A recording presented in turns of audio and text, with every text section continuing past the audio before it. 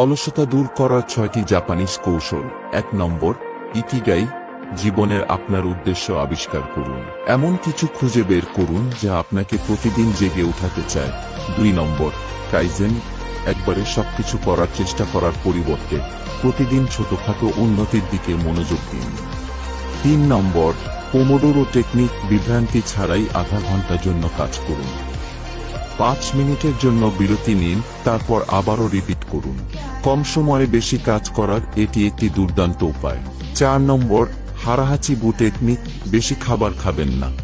আপনি 8-0 পূর্ণ হয়ে গেলে খাওয়া বন্ধ করুন, এতে আপনার এনার্জি বাড়বে। 5 নম্বর, শোষিন। প্রতিটি কাজ শুরু করুন যেন আপনি কিছুই জানেন না, একই কৌতূহল নিয়ে যেন প্রথমবারের মতো কাজটি করছেন। 6 নম্বর, ওয়াবিসাবি টেকনিক। পদক্ষেপ গ্রহণ করুন। পরিপূর্ণতার জন্য অপেক্ষা করার চেয়ে